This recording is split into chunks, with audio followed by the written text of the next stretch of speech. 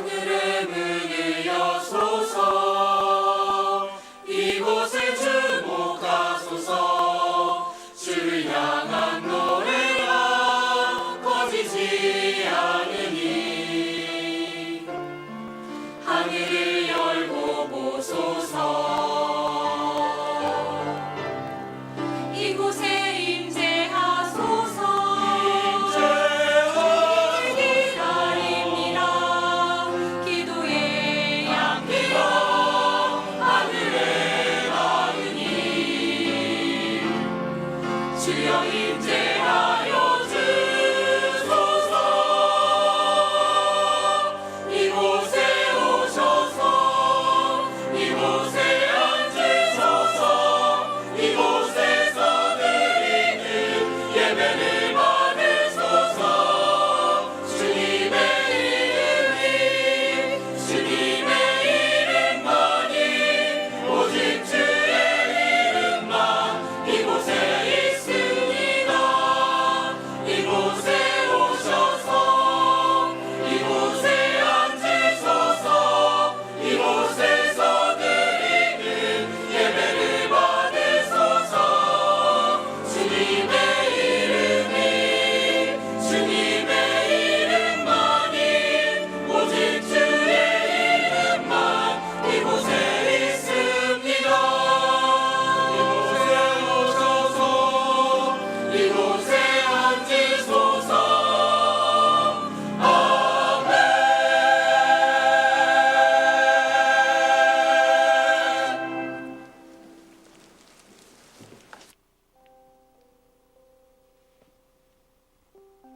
다 같이 기도드리겠습니다. 사랑하는 하나님, 오늘 또 좋은 날 주시고 아버지 앞에 나와 예배하게 하신 하나님의 은혜를 찬양합니다. 아버지, 저희는 세상 속에 살아가면서 저희를 향한 다른 사람들의 시선과 평가를 두려워합니다. 하지만 정작 하나님을 두려워하는 마음을 잊은 채 회개와 찔림 없이 늘 반복되는 죄를 지으며 살아가고 있는 건 아닌지, 저희의 만족과 유익을 위해 하나님을 찾는 건 아닌지 뒤돌아보게 됩니다. 연약한 저희를 용서하여 주시고 하나님을 두려워하여 세상을 이기는 담대한 저희들이 되게 하여 주시옵소서. 아버지의 은혜로 알파가 진행 중에 있습니다. 하나님을 알고자 하는 천하보다 귀한 게스트들을 위해 저희 모두가 함께 기도하기 원합니다. 또한 섬김의 본이 되신 예수님처럼 사랑으로 게스트들을 섬기는 섬김이들에게도 동일한 은혜 부어주셔서 기쁨과 은혜가 넘치는 알파의 시간이 이어질 수 있길 기도합니다. 지난 한 주간 세계 곳곳에서의 지진과 홍수로 인해 많은 사람들이 아픔의 시간을 보내고 있습니다. 저희에게 직접적으로 일어난 일이 아닐지라도 관심을 갖고 기도하는 저희 청년들 되게 하여 주시옵소서. 또한 열방 가운데 복음을 전하는 선교사님들과 함께하여 주시고 선교사님을 비롯한 가족분들의 건강과 안전을 지켜주시옵소서. 오늘 예배 가운데 말씀을 전하실 김성모 목사님과 함께하여 주셔서 아버지의 말씀을 듣는 저희들의 마음에 하나님의 사랑으로 가득 채워지길 기대합니다. 또한 예배를 준비하는 보이지 않는 손길 위에 하나님의 사랑과 축복이 함께하기 원합니다. 이름만 불러도 마음이 따뜻해지는 하나님 아버지, 저희가 그 따뜻한 사랑 안에 있기 원합니다. 저희와 항상 함께하여 주세요. 감사드리며 예수님의 이름으로 기도합니다. 아멘. 다 같이 자리에 일어나셔서 사도신경으로 우리의 신앙을 고백하겠습니다. 나는 전능하신 아버지 하나님 천지의 창조주를 믿습니다. 나는 그의 유일하신 아들 우리 주 예수 그리스도를 믿습니다. 그는 성령으로 잉태되어 동정녀 마리아에게서 나시고 본디오 빌라도에게 고난을 받아 십자가에 못 박혀 죽으시고 장사된 지 사흘 만에 죽은 자 가운데서 다시 살아나셨으며 하늘에 오르셔 전능하신 아버지 하나님 우편에 앉아 계시다가 거기로부터 살아있는 자와 죽은 자를 심판하러 오십니다. 나는 성령을 믿으며 거룩한 공교회와 성도의 교제와 죄를 용서받는 것과 몸의 부활과 영생을 믿습니다. 아멘. 2016년 4월 24일 예배 오신 여러분들 모두 환영합니다. 이 시간에 우리 다 같이 우리의 모든 삶을 주님께 기쁨으로 찬양하며 나아가겠습니다.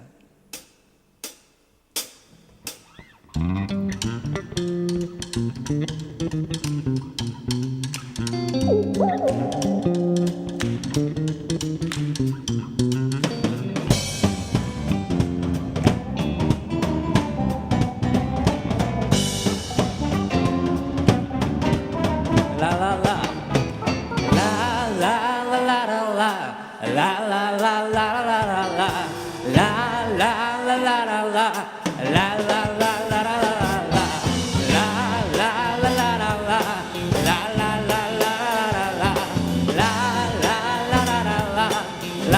내 모든 삶에 내 모든 행동 주님 안에 있네 나의 순간들도 내 모든 걸음 내 길도 주 안에 나의 숨쉬는 순간들도 라라라 라라라라라라 라라라라라라라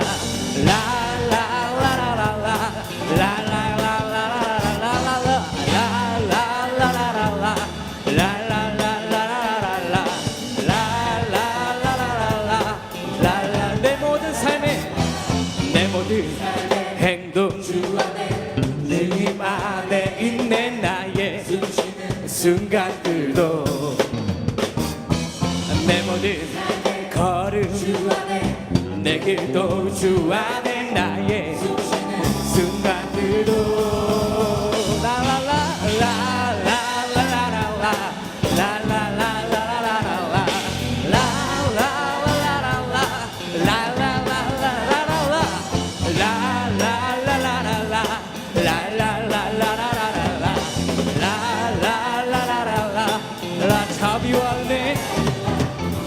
자비와 은혜의 물결 어디서 나주 얼굴 보내 주 사랑 날 붙드네 놀라운 주님의 사랑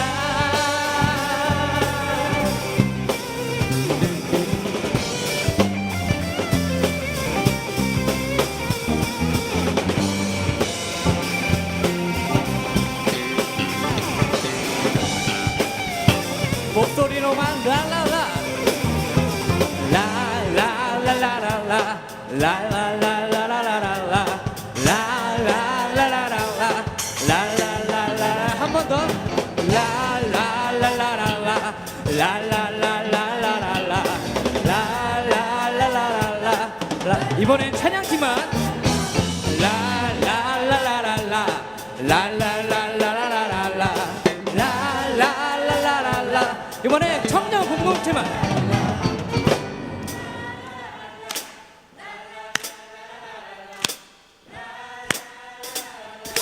자, 한 번 더 찬양팀만 라라라라라라 라라라라라라라 라라라라라라 우리보다 크게 해야 돼요 라라라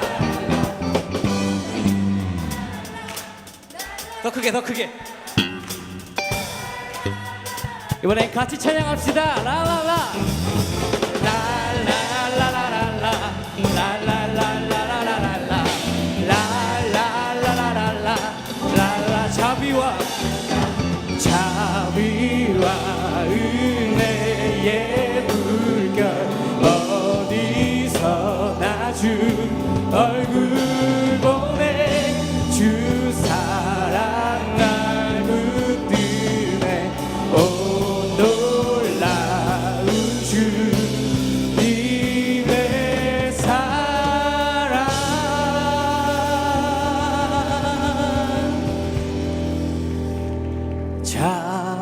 자비와 은혜의 물결 어디서 나주 얼굴 보내 주 사랑 날 붙드네 오 놀라운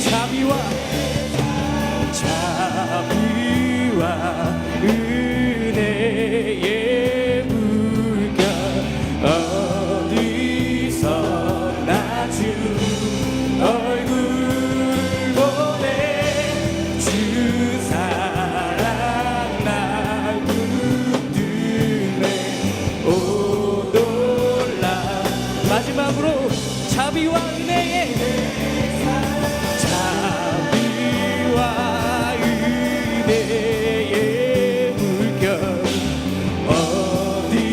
어디서나 주 얼굴 보네 주 사랑 난 붙드네 오 놀라운 주님의 사랑.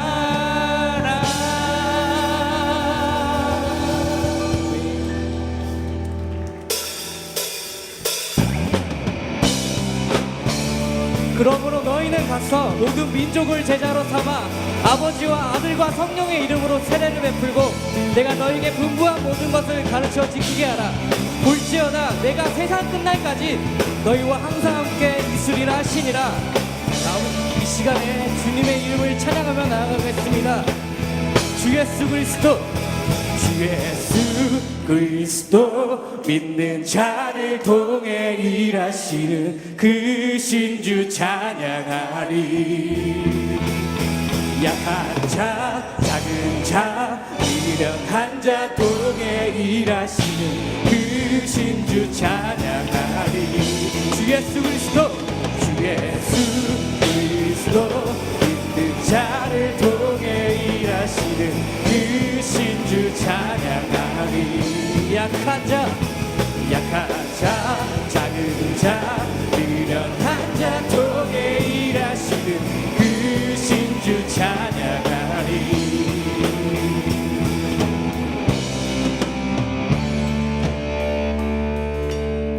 주께서 택하셨네 우리를 부르셨네 주 백성 삼으셨네 주께서 세우셨네 주의 일 맡기셨네 우리를 인도하시네 주께서 택하셨네 우리를 부르셨네 주 백성 삼으셨네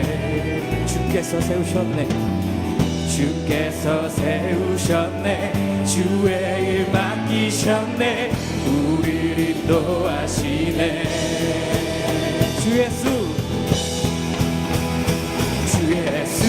그리스도 믿는 자를 통해 일하시는 그 신주 찬양하리. 약한 자 작은 자 미련한 자 통해 일하시는 그 신주 찬양하리. 주 예수 그리스도 믿는 자를 통해 일하시는 그 신주 찬양하리. 약한 자 작은 자 미련한 자 통해 일하시는 그 신주 찬양하리.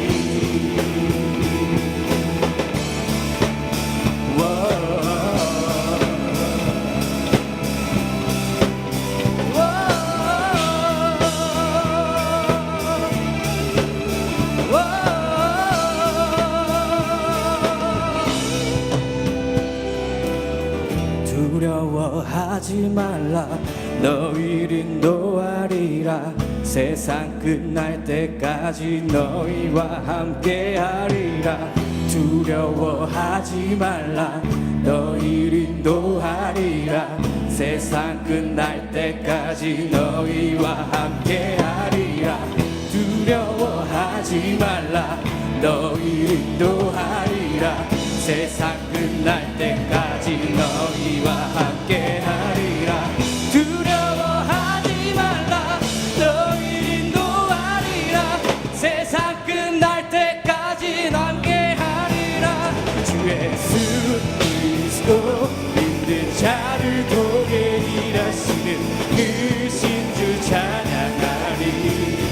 약한 자 작은 자 미련한 자 통해 일하시는 그 신주 찬양하리. 주 예수 자를 통해 일하시는 그 신주 찬양하리. 약한 자 작은 자 미련한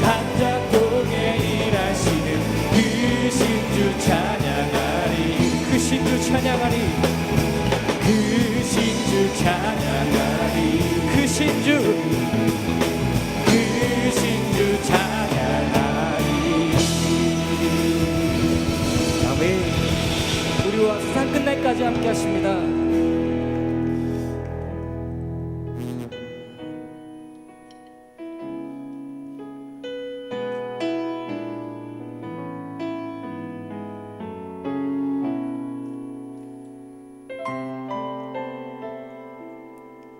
왜 나를 깊은 어둠 속에 홀로 두시는지 어두운 밤은 왜 그리 길었는지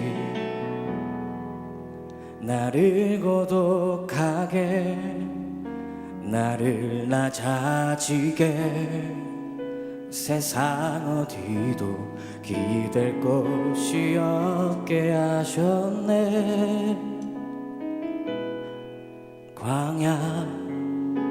광야에 서 있네.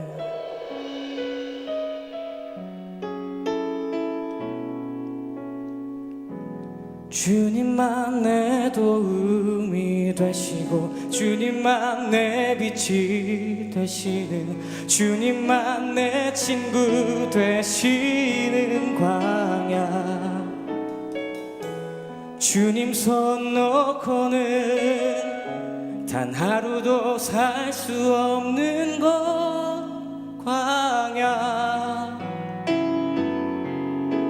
광야에 서 있네.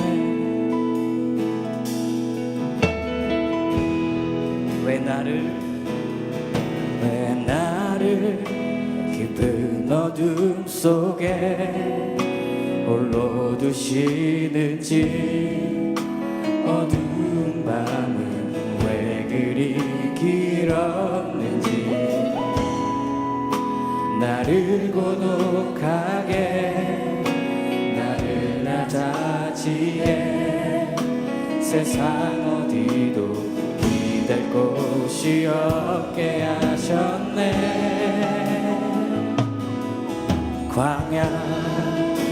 광야에 서 있네.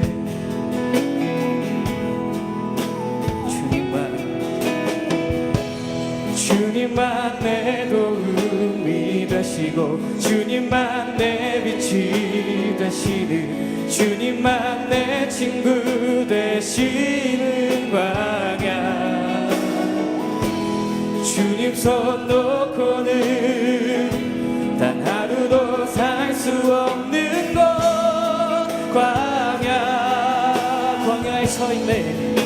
광야에 서 있네. 주님만 내 도움이 되시고 주님만 내 빛이 되시는 주님만 내 친구 되시는 광야 주님 손 놓고는 단 하루도 살 수 없는 곳 광야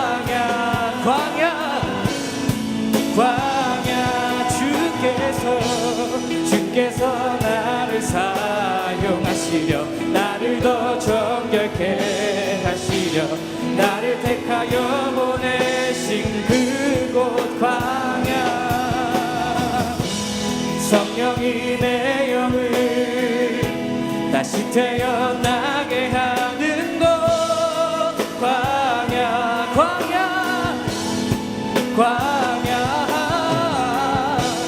주께서 나를 사용하시려 나를 더 정결케 하시려 나를 택하여 보내신 그곳 광야 성령이 내 영을 다시 태어나게 하는 곳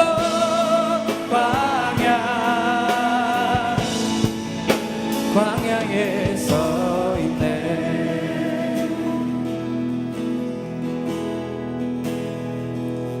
살아도 주를 위해 죽어도 주를 위해 사나 죽으나 난 주의 것 십자가의 능력 십자가의 소망 내 안에 주만 사시는 것 살아도 주를 위해 죽어도 주를 위해 사나 죽으나 난 주의 것 십자가의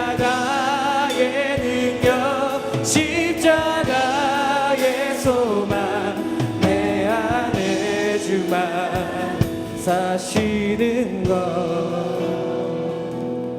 난 지극히 작은 자 죄인 중에 괴수 무익한 나 부르셔서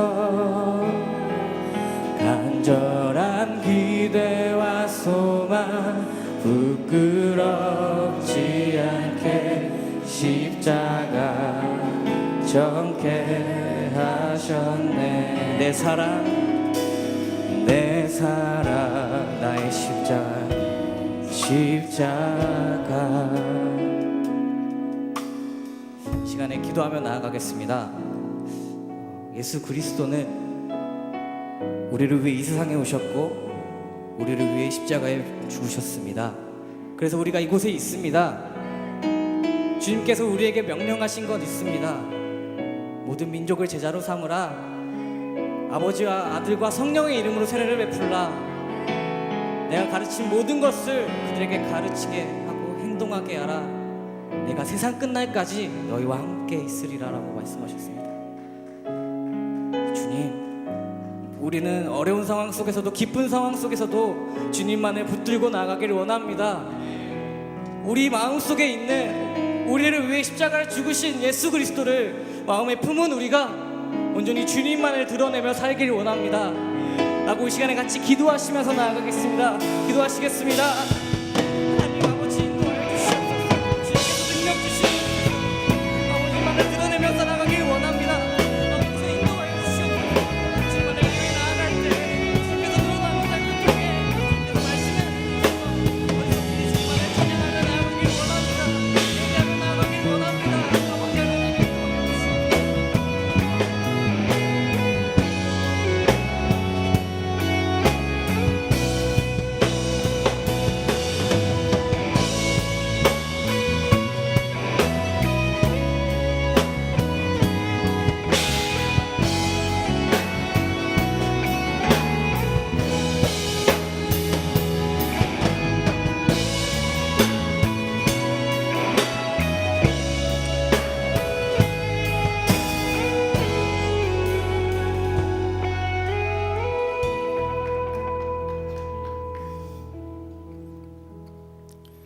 이 모든 말씀 예수님의 이름으로 기도합니다. 아멘.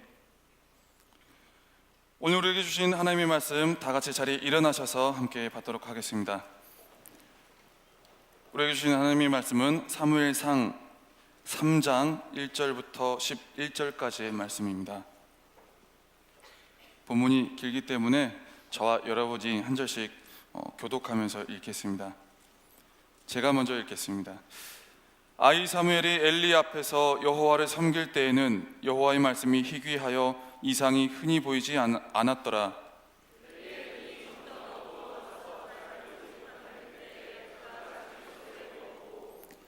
하나님의 등불은 아직 꺼지지 아니하였으며 사무엘은 하나님의 궤에 있는 여호와의 전 안에 누웠더니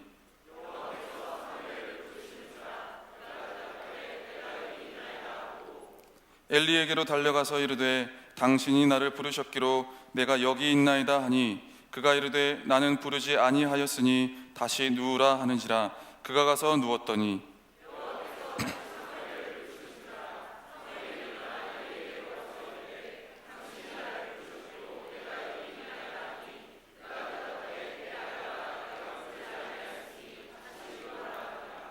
사무엘이 아직 여호와를 알지 못하고 여호와의 말씀도 아직 그에게 나타나지 아니한 때라.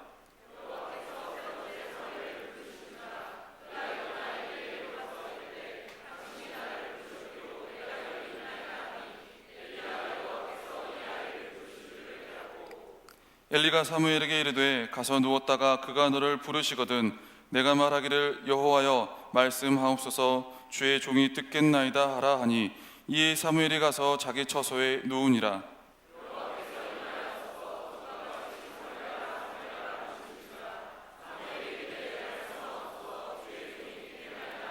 함께 읽겠습니다. 여호와께서 사무엘에게 이르시되 보라 내가 이스라엘 중에 한 일을 행하리니 그것을 듣는 자마다 두 귀가 울리리라. 아멘. 이 말씀은 살아계신 하나님의 말씀입니다. 아멘. 할렐루야. 오늘도 주님의 말씀이 여러분의 심령 가운데 새롭게 이끌어 가실 줄 믿습니다. 네, 오늘 기도하시는 우리 분께서도 언급을 해주셨듯이 최근 들어서 뭔가 좀 재난에 대한 부분들을 좀 많이 듣게 되는 것 같아요. 재난 사고에 대해서 뭔가 제가 그동안 잊고 있었던 그런 부분들을 생각하게 해주는 방송을 한번 보게 되었습니다. 얼마 전에 있었던 일본과 그리고 에콰도르 한 나라에서만 일어난 게 아니라 갑자기 두 나라에서 강진이 일어나 가지고 많은 피해를 입었던 사건을 좀 언급하고 있었습니다. 그리고 또 그것과 맞물려서 또 우리에게 있었던 그 세월호 2주기의 사건도 같이 다루면서 굉장히 우리에게 있었던 재난에 대한 그리고 또 인명피해가 많았던 그 사건들을 하나하나 되짚어 보면서 우리에게 필요한 자세가 무엇인가를 한번 알려주는 그런 방송이었습니다. 그런데 제가 그것을 이제 보면서 생각하게 된 것은 조금 신기하게 생각한 것은 그 모든 재난과 그런 사건들이 일회성으로 끝난 게 아니라 과거에도 그런 사건이 있었고 그리고 지금도 있었고 앞으로도 똑같은 사건이 반복되어 있을 거라는 그런 얘기였습니다. 우리가 이제 세월호 사건을 맞이하면서도 아시겠지만 제가 과거 기사를 한번 쭉 검색을 해봤습니다. 똑같은 사건, 똑같은 상황들이 과거에도 무수히 반복적으로 주어졌었고 그리고 항상 다가오는 지진이나 또한 허리케인과 같은 강력한 태풍 같은 경우는 그 당시에 왔었던 그 장소에 똑같이 어김없이 때만 되면 찾아온다는 겁니다. 그런데 이 자연재해가 일어났던 그 모든 시기에 똑같은 자연재해, 똑같은 인명사고가 꼭 있었다는 건 아니라는 겁니다. 어떤 사건은 사람이 엄청나게 많이 죽었는가 하면 어떤 사건은 사람이 정말 한 명도 죽지 않고 미리미리 잘 대처를 하는 경우도 있었고 또 어떤 사건은 정말 사건이 일어났을 때 그 이후에 대처 능력을 잘 발휘해 가지고 그나마 경제적 손실이나 많은 부분들을 잘 감당할 수 있었다라는 것들을 목격하게 됐습니다. 비슷한 일인데 그리고 반복적으로 일어나는 일인데 어떤 때는 많은 사람이 죽어야 되고 많은 사람이 슬픔을 감당해야 되고 또 어떤 사람은 굉장히 많은 사람이 위험한 상황임에도 불구하고 살 수가 있고 또 행복을 또 자신들의 그 믿음과 사랑을 지킬 수 있냐는 겁니다. 왜 그런 차이가 나는지 좀 방송을 끝까지 보면서 그 원인을 한번 찾아봤습니다. 그 중에서 가장 뚜렷하게 나타났던 첫 번째 이유가 있었습니다. 기준이. 그 첫 번째는 뭐냐면 바로 경고의 메시지가 들리느냐 안 들리느냐의 차이였습니다. 물론 경고의 메시지는 그 전부터 쭉 들려왔습니다. 미국에서 그 유명한 엄청난 허리케인 소용돌이 가운데 집이 떠가지고 돌아가는 그 허리케인 있잖아요. 본 적 있습니까? 저는 그 영상을 보니까 엄청나더라고요. 그리고 대부분의 그 허리케인들은 불까지 동반하는 허리케인이 있더라고요. 불도 동반하고 물도 동반하고 비도 동반하고 많은 것들을 휩쓸면서 지나가는, 거의 그 바람이 지나가면, 태풍이 지나가면 쑥대밭만 남게 된다는, 그러면서 몇 년 이후에는 강력한 태풍이 올 것이다 라는 것을 예보하면서 이렇게 뚝을 더 쌓아야 되고 아니면 사람들을 대피시켜야 되고 라는 강력한 재난이 오기 전에는 항상 강력한 경고의 메시지가 모든 사람들에게, 그 당시 사람들에게 주어졌었습니다. 그리고 세월호와 같은 사건도 보면 몇 명 이상 배에 사람을 태우면 안 되고, 또 몇 대 이상 차량을 적재하면 안 되고, 짐은 어떤 분량만 해야 되고 라는 그런 경고의 메시지가 항상 그 모든 곳에 주어지고 계속 전달되어지고 제시되어져 왔었다는 거죠. 중요한 건 누구에게는 이 경고의 메시지가 들리고 누구에게는 안 들린다는 겁니다. 들리게 되면 그 모든 것들을 대처하게 되고, 그 모든 것들을 잘 지혜롭게 이끌어 나가면서 사람을 살리게 되고, 그리고 들리지 않으면 상상할 수도 없는 많은 수의 사람들이 인명피해를 입게 되고, 그리고 중요한 건 정말 평생 씻을 수 없는 그 아픔과 고독함과 외로움과 자책감에 평생을 시달리게 되는 결과를 낳게 된다는 겁니다. 이 들리고 안 들리고의 차이는 어떻게 보면 평상시 주어지는 그 디테일한 경고의 메시지를 무시하느냐 무시하지 않느냐의 차이로 해석될 수 있을 것 같습니다. 저는 안 들렸어요 라고 할 수 있는 말이 저는 계속 무시해 왔어요 라는 말로 해석이 될 수 있다는 겁니다. 누구에게나 동일하게 주어지는데 누구는 들리고 누구는 안 들리고, 내가 얼마나 무시하느냐 아니면 귀 기울여 듣느냐. 평상시에 경고의 메시지를 무시하다 보면은 무감각해진 이 귀에 정작 들려야 될 그 메시지가 들리지 않는다는 겁니다. 결국은 뭡니까? 그 메시지를 전달하는 사람이 안 전달하는 겁니까? 내가 그것을 안 듣게 된 겁니까? 내가 안 듣게 되더라는 겁니다. 그리고 피해 정도가 이렇게 차이나는 두 번째 기준이 또 있습니다. 사건 발생 시 대처 방법에 대한 매뉴얼 지침을 무시하느냐 그대로 따르느냐의 차이입니다. 빠르게 그 매뉴얼을 찾아가지고 매뉴얼대로 적용하느냐, 아니면 그 매뉴얼을 찾지도 않고 이대로 꼭 해야 되나? 이걸 꼭 적용해야 되나? 하면서 자기 생각대로 가는 그 차이로 인해서 엄청난 사건의 결과가 일어난다는 거죠. 어떻게 보면 모두가 다 아는 거고 모두가 다 인지하는 거고 그냥 뭐 특별할 것도 없는 그런 사안들이고 관점들이에요.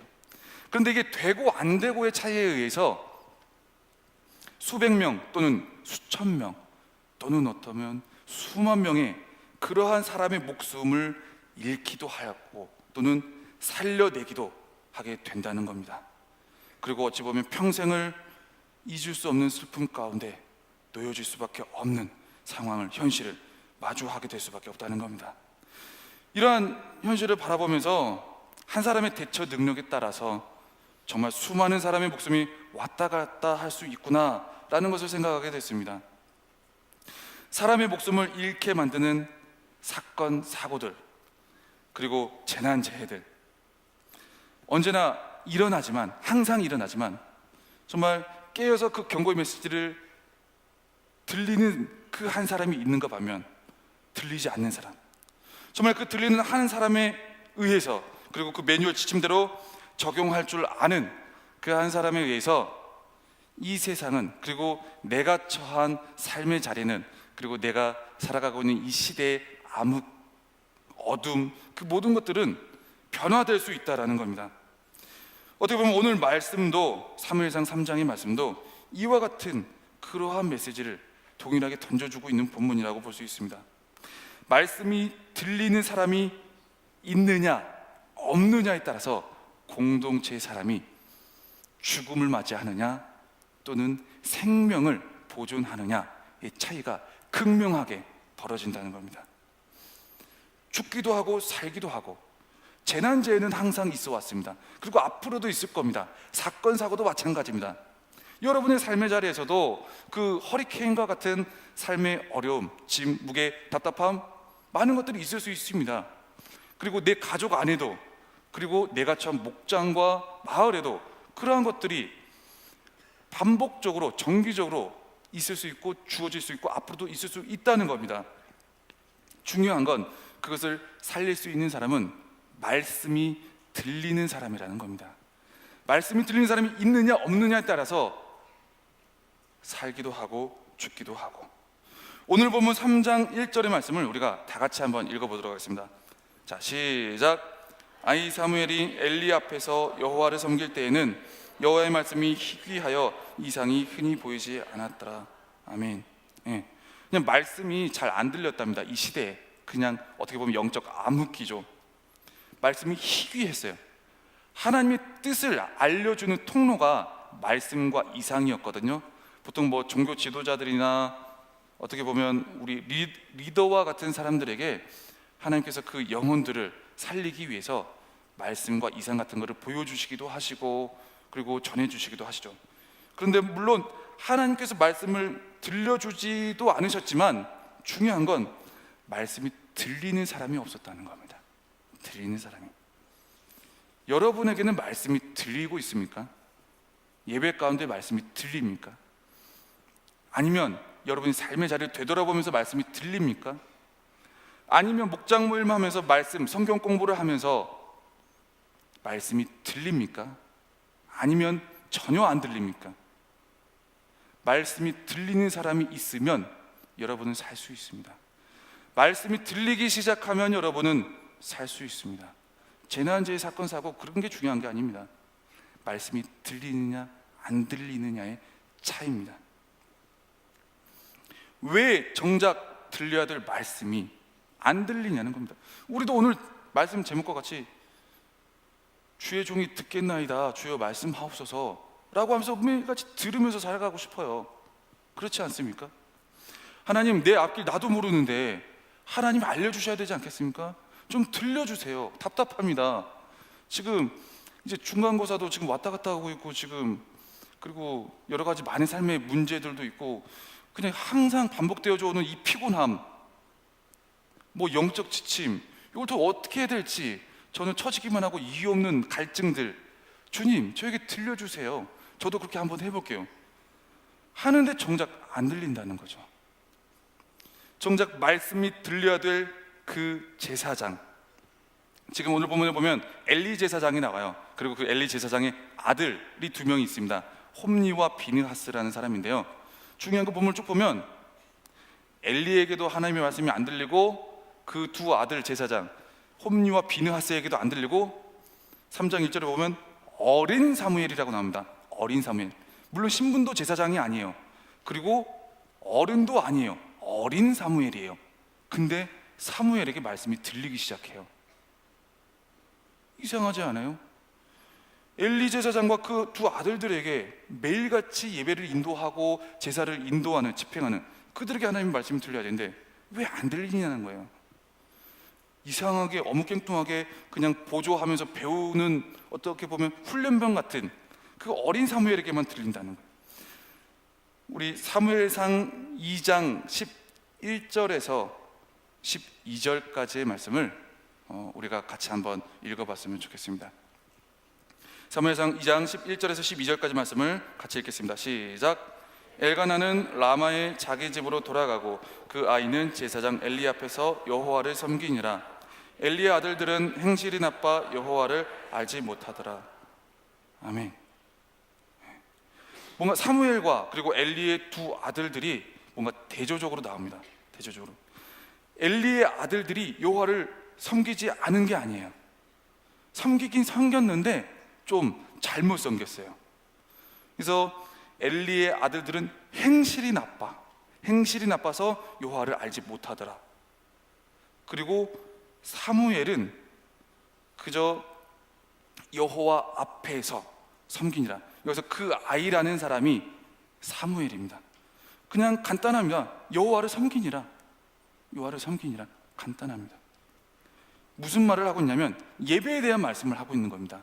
우리가 드리는 예배, 우리가 하나님의 말씀이 들리기 위해서 우리가 첫 번째로 취해야 될 자세는 하나님께서 기뻐하시는 모습의 예배를 드려야 된다는 겁니다. 무언가 죄악이 만연한 시대, 하나님의 말씀이 희귀하고 이상이 보이지 않는 그런 시대에는 가장 먼저 예배가 무너진다는 겁니다. 예배가. 자, 어떻게 해서 이 엘리의 아들들의 행실이 나빠서 여호와를 알지 못했을까? 사무엘상 2장 17절의 말씀을 우리가 같이 한 목소리 읽어보겠습니다. 사무엘상 2장 17절입니다. 네, 제가 읽어드리겠습니다. 여러분 찾지 않으셔도 됩니다. 이 소년들의 죄가 여호와 앞에 심히 크면 그들이 여호와의 제사를 멸시함이었더라. 이 소년들, 제사장의 아들 2명, 이들의 죄가 여호와 앞에 심히 크면 그들이 여호와의 제사를 멸시함이었더라. 여호와의 제사는 예배입니다. 그리고 언제나 타락과 부패, 뭔가 끊기고 안 들리고 이런 모든 것들은 예배가 무너지는 것에서부터 시작이 된다는 겁니다. 예배 드리는데요, 청년 예배 이렇게 나왔잖아요. 수요 예배, 금요 예배, 그리고 가끔 힘들면 새벽 예배 한번 나올까 말까 해요. 많은 예배를 드리고 있고 일부 예배도 드리고, 그리고 교육부 예배도 드리고, 얼마나 많은 예배를 드리고 있는지 몰라요. 엘리 제사장의 아들들은 엄청난 예배를 드렸습니다. 정말 번제, 소제, 화목제, 속건제, 속죄제, 온갖 제사 다 드렸을 거예요. 그런데 그 중심이 뭐냐? 그들이 여호와의 제사를 멸시함이었더라. 예배를 드리긴 드려요. 엄청 드려요. 항상 꼬박꼬박 드려요. 근데 그 여호와의 예배를 멸시함이었더라. 멸시함이었더라. 사무엘상 2장 13절부터 16절까지의 말씀을 보니까 이 엘리 제사장의 아들들이 어떻게 예배를 드렸는지가 나와요.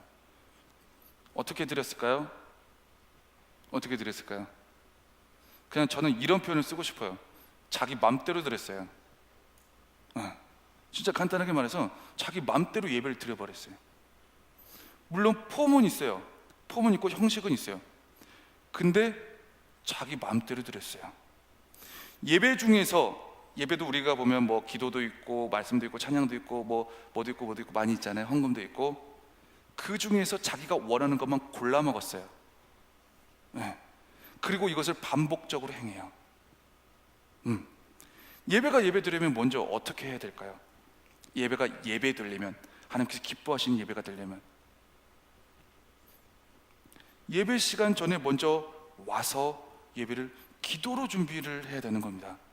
이제 금요 기도회를 제가 보면서 가끔 이제 은혜로운 광경을 많이 보곤 하는데요. 예배를 드리러 와가지고 예배 드리기 전에 막 기도를 하는데 예배 시작도 안 했는데 막 눈물을 흘리는 거예요. 저 청년은 뭐지? 저 청년은 뭐지?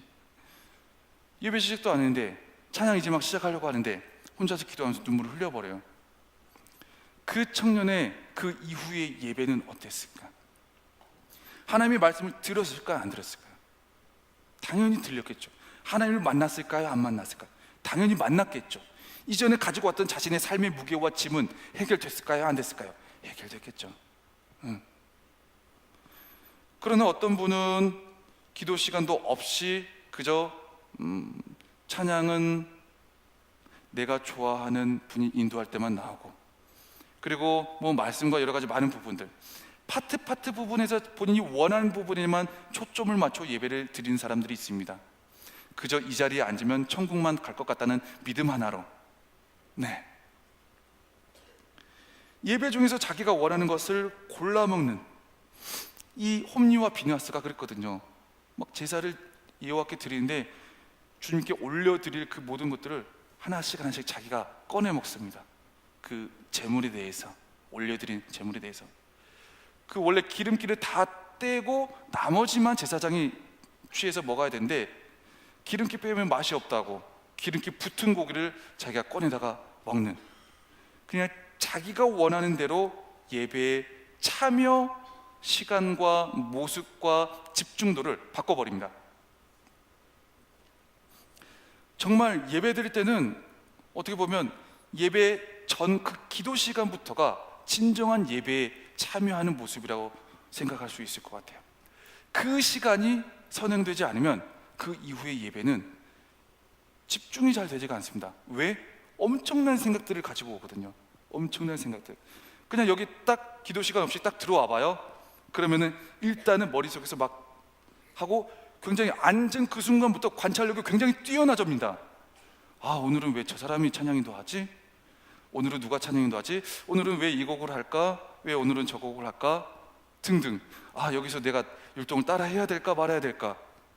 저들은 움직이는데 나는 움직여야 될까 말아야 될까? 그리고 예배와 전혀 상관없는 생각들, 그리고 마음에 드는 이성, 그리고 밥 안 먹고 잠만 자다가 와가지고 딱 앉았는데 그때부터 밀려오는 배고픔, 공복감. 내가 이렇게 와가지고 예배 꼭 참여해야 되나? 밥도 못 먹으면서 괜히 억울함.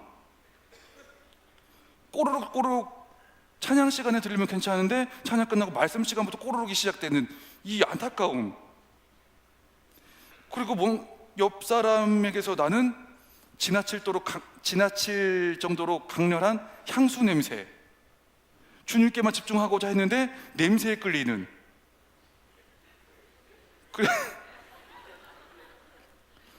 정말 저도 집중하고 싶다고요 라는 마음을 가지고 왔는데 환경이 이래요 라는 말로 하나님 앞에 되질문할 수밖에 없는 그런 상황들.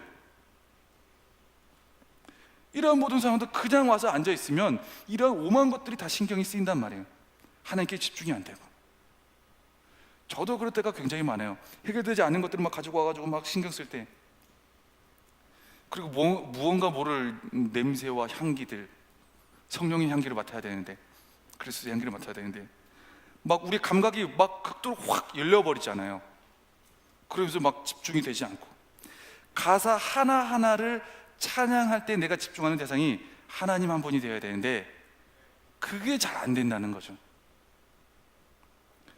우리는 예배를 드리기 시작하기 전에 미리 이 자리에 와서, 내가 예배하는 그 자리에 와서 기도로 준비하는 시간이 필요하다는 겁니다. 제가 유년부 교육전도사를 2년을 했는데요.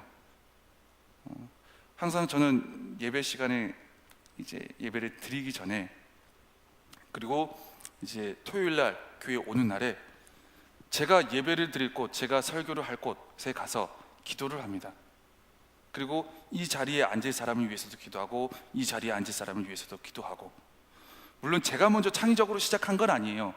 다른 선배 목사님의 그 간증을 통해서 제가 그 부분을 제가 배우게 되었습니다.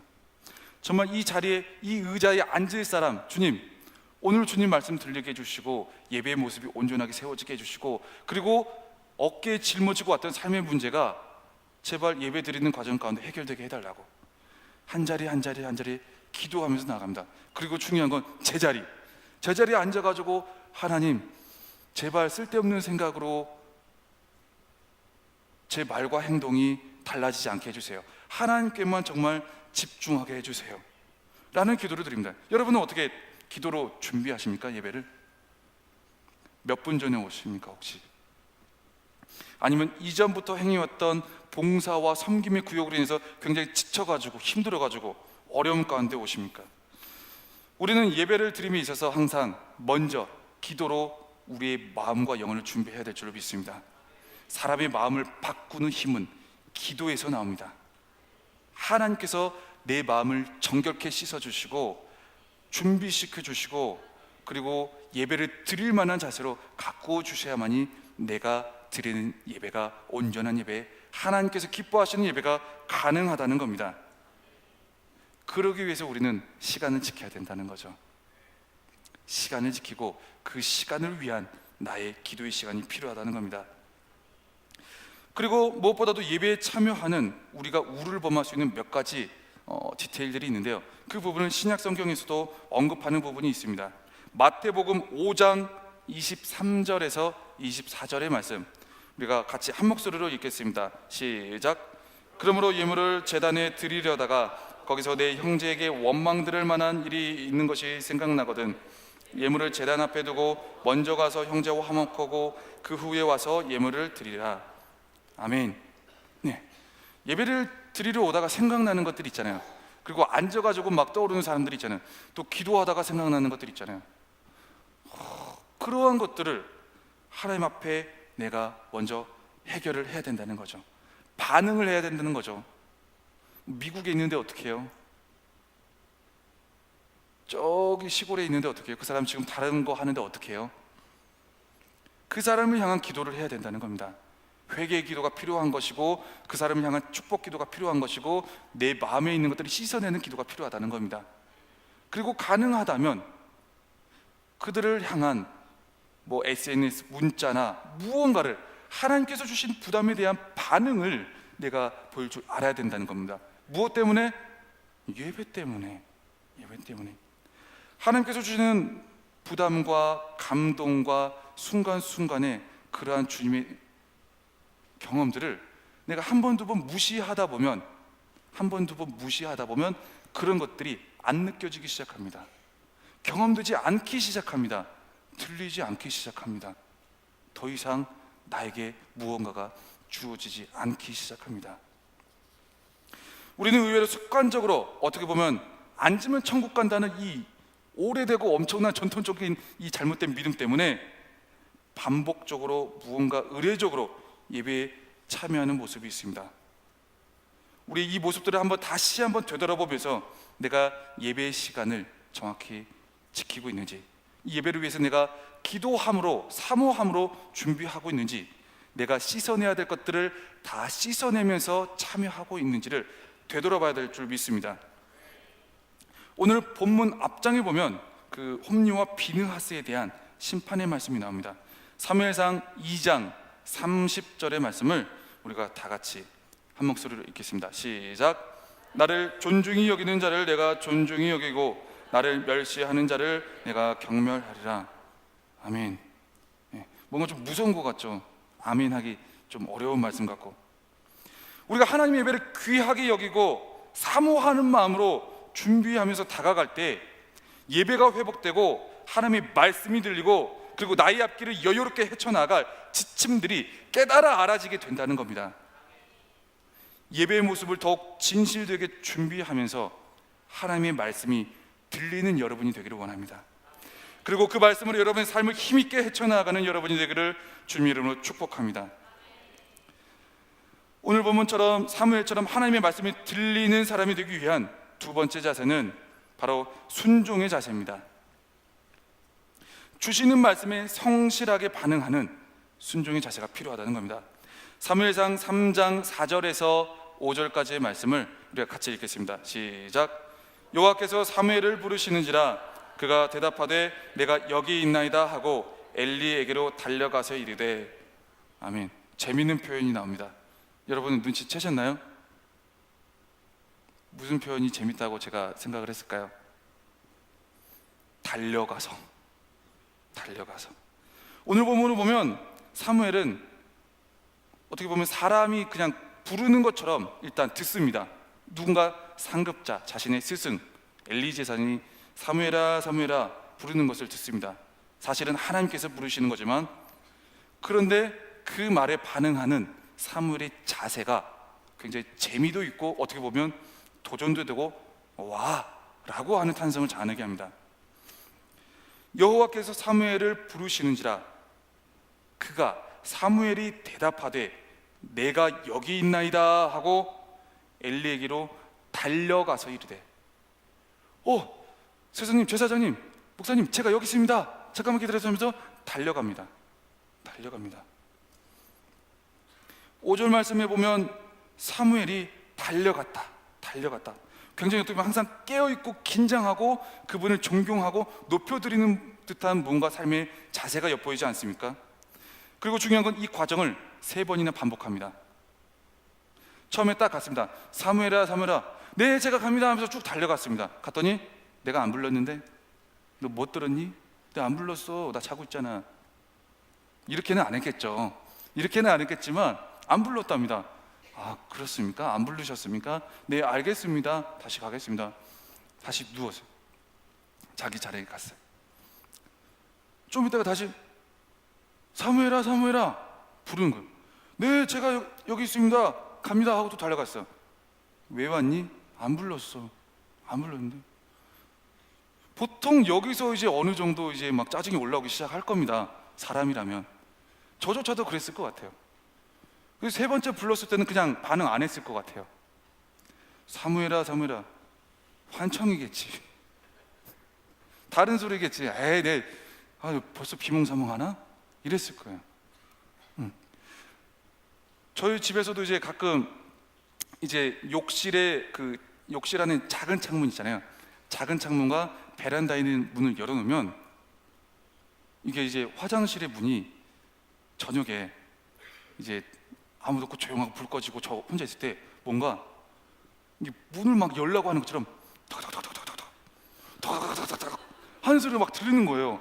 진짜 생각나게.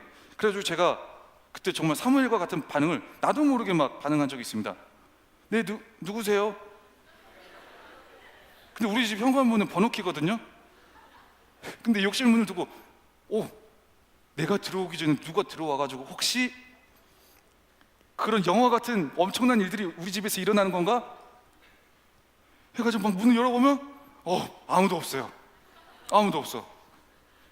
한 번은 그렇지만 두 번째, 세 번째, 네 번째 그 이상 모든 그 똑같은 경험이 이루어질 땐 저는 반응하지 않습니다. 왜? 아니라는 걸 알기 때문에. 그러나 사무엘의 자세가 얼마나 성실하고 얼마나 귀 기울이고 있었으며 얼마나 깨어 있었고 정말 바보같이 부르는 대로 달려가는 정말 반응 속도 정말 몇 프로라고 해야 될까요? 엄청난 반응 속도로 반응하고 있는 모습을 보게 됩니다. 정말 이 세 번의 과정을 통해서 우리는 이 사무엘의 이 동일한 모습을 통해서 사무엘은 주님께서 부르신 그 모습에 대해서 정말 성실하고 정말 빠른 반응 속도로 반응하게 되는구나. 여러분은 하나님께서 말씀을 주실 때 또한 깨달음을 주실 때 주님께서 지침을 주실 때 여러분은 얼마나 많은 속도로 얼마나 빠르게 반응하고 계십니까? 이렇게 하라, 이렇게 해야 된다 라고 했을 때 얼마나 빠르게 반응하고 계십니까? 군대에서도 이등병 때에는 참 하라고 하는 대로 반응을 합니다. 그러나 계급을 얻다 보면 승진하다 보면 그때마다 반응 속도가 느려지게 되죠. 왜 느려집니까? 생각이 많아지기 때문입니다. 생각. 왜? 내가 빠질 수 있는 굳이 이렇게까지 하지 않아도 될 만한 그 생각들이 많아지기 시작하는 겁니다. 우리는 주님 앞에 주님께서 주시는 말씀에 성실하게 반응하는 순종의 자세가 필요합니다. 그러려면 우리의 생각을 다 내려놓아야 됩니다. 굳이 이렇게까지 하지 않아도 될 것 같은데 생각하지 말고 굳이 그렇게 하는 나의 경건의 훈련의 자세가 필요하다는 겁니다. 혹시 주님의 감동이 전해지거나 주님께서 꼭 이렇게 해야 된다라고 말씀하실 때 저는 간단하게도 저희 교회 내부에서 이제 걸어갈 때 복도 같은 데 걸어갈 때 있잖아요. 그때 눈에 보이는 막 쓰레기 덩이들이 보일 때가 있습니다. 굳이 이걸 내가 집어야 되나? 청소하시는 분들이 있는데 굳이 이걸 내가 집어야 되나? 이걸 왜 나 바쁜데? 근데 하나님 뭔가 모르는 막 부담을 막 주실 때가 있어요. 네가 받잖아. 네가 받잖아. 성모야 네가 주어야지. 성모야 네가 주어야지. 내가 생각하면 저는 안 죽게 됩니다. 몇 번 있었거든요. 근데 그 몇 번 있을 때마다 이상하게 담임 목사님께서 이제 목회자일 때 그런 부분들을 얘기하실 때가 있습니다. 왜 보는 사람이 한 명도 없었을까 하시면서. 근데 나는 봤거든요. 나는 봤거든요. 네. 그래서 담임 목사님이 직접 주었다는 말씀을 전해 듣게 될 때가 간혹 있습니다. 요즘은 그러지 않는데 요즘 빛의 속도도 좁습니다. 네. 작은 아이들의 그 옥수수 콘 덩어리 하나 떨어지더라도 확 춥습니다. 주님께서 부담을 주시는 그 모든 부분에 대해서 우리에게는 이처럼 하나님의 말씀을 받아서 성실하고 빠르게 반응하는 자세가 필요하다는 겁니다. 그럴 때 하나님께서는 나에게 그 말씀을 통해서 다음 말씀도 주시고 다음 말씀도 주시고 다음 말씀도 주시고 내 삶의 무게를 그리고 앞길을 어떻게 열어나가야 될지에 대한 주님의 지침들을 알려주신다는 겁니다. 사무엘상 3장 10절에서 11절의 말씀을 우리가 다 같이 한 목소리로 읽겠습니다. 시작.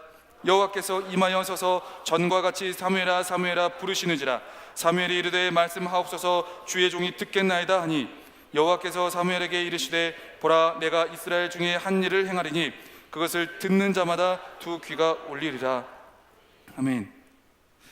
이와 같이 말씀하시면서 12절부터는 어떻게 보면 엘리 제사장 가문에 대한 심판의 말씀을 선포하십니다. 중요한 건 뭐냐면 이 이후에 하나님께서는 그 정말 빛과 같은 속도로 달려가면서 반응했던 그 사무엘의 모습을 보시면서 그 다음 말씀, 그리고 그 다음 말씀, 그리고 그 다음 말씀을 쭉쭉쭉 꼬박꼬박 계속해서 사무엘을 통해서 하나님의 말씀을 충분하게 넘치도록 채워주시더라는 겁니다. 그리고 이 일을 통해서 사무엘은 영적 암흑기라고 할 수 있는 정말 재난과 고난과 사건, 온갖 사건들이 난무하는 그 어려운 시대를 밝혀내는 그 한 사람, 하나님께서 인정하고 사람을 살리고 세우는 사람으로 세워지게 된다는 겁니다. 사무엘상 3장 19절과 21절을 우리가 같이 한 목소리로 읽어보겠습니다. 시작. 사무엘이 자라매 여호와께서 그와 함께 계셔서 그의 말이 하나도 땅에 떨어지지 않게 하시니 여호와께서 실로에서 다시 나타나시되 여호와께서 실로에서 여호와의 말씀으로 사무엘에게 자기를 나타내시리라. 아멘. 오늘 말씀과 같이 예배의 그 모든 조건들을 내가 사모함으로, 미리 기도로 준비함으로, 그 시간을 맞춤으로 정말 내 유익을 위한 예배가 아니라 하나님께 집중하는 예배로 내가 사모하면서 준비하며 예배를 회복할 때, 그리고 하나님께서 나에게 주시는 작은 감동과 부담과 여러 가지 많은 주님의 말씀에 성실하게 그리고 빠르게 반응하면서 나아갈 때, 우리는 사무엘과 같이 시대를 밝히고, 그리고 정말 하나님께서 정말 끊임없이 넘치도록 채워주시는 그 주님의 깊고 귀한 말씀으로 우리의 삶을 채워갈 수 있다는 겁니다.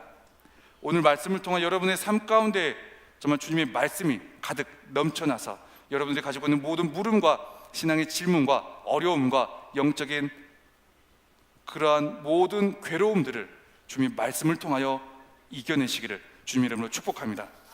기도하겠습니다. 함께 기도할 때 주님, 무엇보다도 우리의 신앙의 모습들을 다시 한번 되돌아보게 하여 주옵소서. 오늘 말씀을 기억하면서 사무엘과 같이 말씀이 들리는 그 한 사람이 되기를 원합니다. 우리는 듣고자 하지만 정작 주님의 예배를 우리가 무시하고 부분들을 사모하지 못하여 듣지 못하고 넘어갈 때가 많이 있습니다. 주님, 먼저 예배를 사모하게 하여 주옵소서. 예배 앞에 먼저 우리의 모습을 되돌아보게 하여 주옵소서. 기도로 준비하게 하시고, 무엇보다도 주님께서 주시는 순간순간 주시는 그 감동과 그 주님의 말씀에 정말 성실하고 빠르게 반응하여 주님 앞에 주님의 말씀을 듣는 사람, 주님의 말씀이 들리는 그 한 사람이 될 수 있도록 주님 도와주옵소서라고 우리 주의 이름을 크게 3번 부르고 함께 기도하며 나아갑니다. 주여, 주여, 주여. 아버지 주님, 다시 한번 주님의 말씀을 통하여 아버지 우리 예배를 다시 한번 되돌아보며 나아갑니다.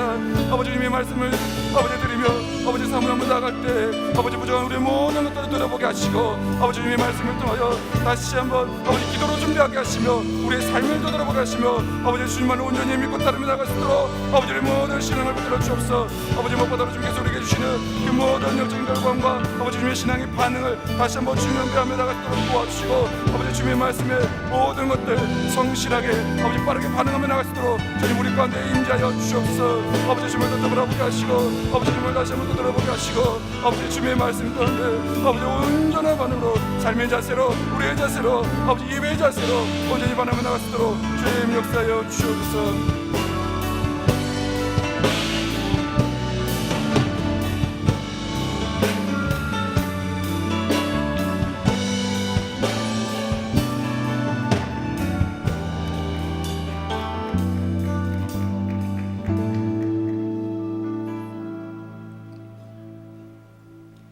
오늘은 청년발전기금 주일입니다. 준비하신 헌금 드리면서 함께 찬양하겠습니다. 주님 말씀하시면, 주님 말씀하시면 내가 나가리라. 주님 뜻이 아니면 내가 멈춰서리라. 나의 가고 서는 것 주님 뜻에 있으니, 오 주님 나를 이끄소서. 주님 말씀하시면, 주님 말씀하시면 내가 나가리라. 뜻이 아니면 내가 멈춰서리다. 나의 가고 서는 것 주님 뜻에 있으니 오 주님 나를 이끄소서. 뜻하신 그곳에 나 있기 원합니다. 이끄시는 대로 순종하며 살리니 연약한 내 영혼 동하여 일하소서. 주님 나라와 그 뜻을 위하여 뜻하신 그곳에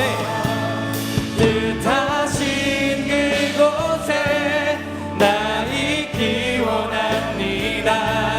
이끄시는 대로 순종하며 살리니 연약한 내 영혼 동하여 일하소서.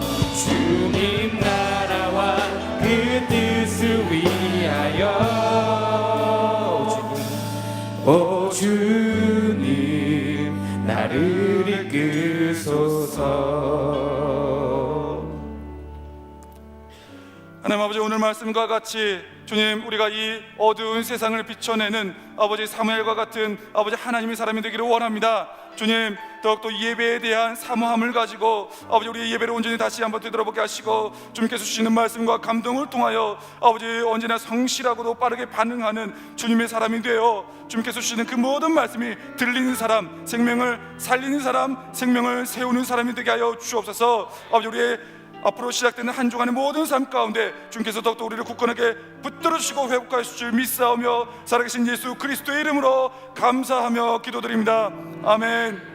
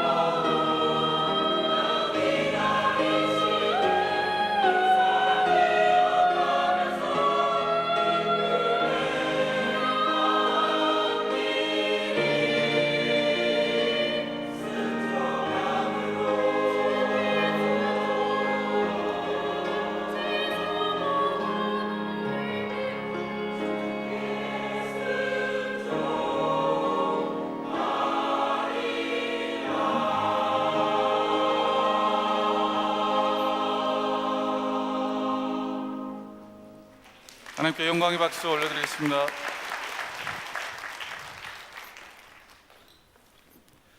이제는 우리 주 예수 그리스도의 은혜와 하나님 아버지의 크신 사랑하심과 성령 하나님의 감화 감동 교통 충만하심이 주님의 말씀에 더욱더 성실하게 순종하며 나가기로 결단하며 다짐하는 모든 청년들과 이 청년 예배 가운데 함께하는 모든 성도님들 가운데 지금으로부터 영원까지 함께 하시기를 간절히 축원하옵나이다. 아멘.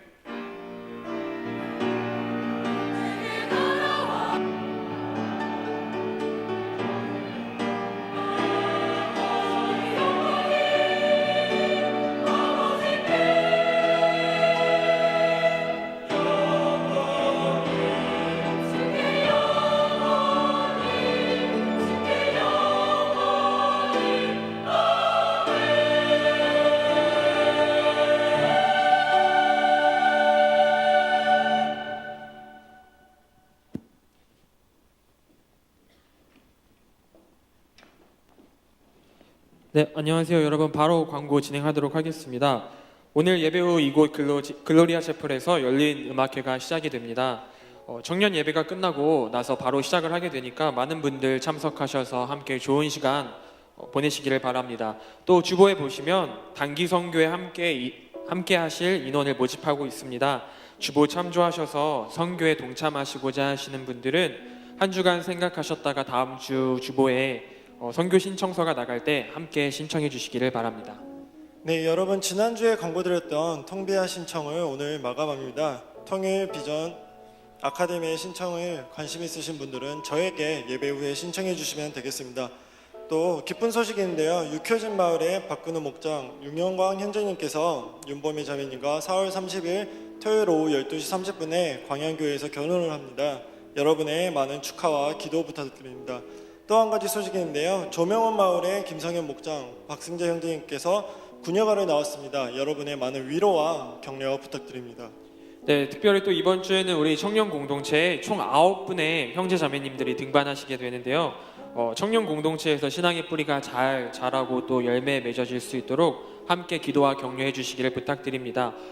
그리고 또 이번 주에 혹시 새로 나오신 청년분들 혹시 계신가요? 혹시 청년 새로 나오신 분이 있으시면 손으로 표해 주시면 환영하도록 하겠습니다.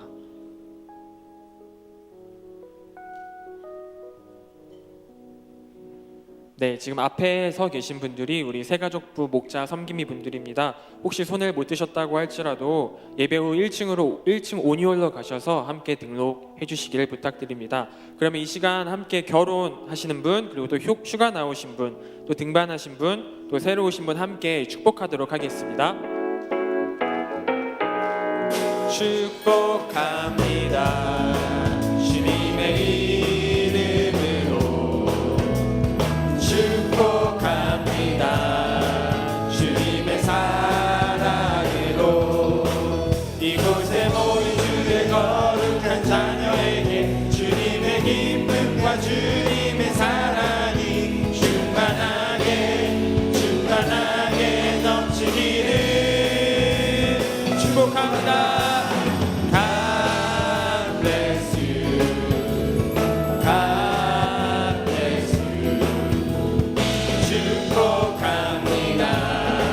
주님의 사랑으로. 네, 이어서 바로 마을 모임 진행하도록 하겠습니다.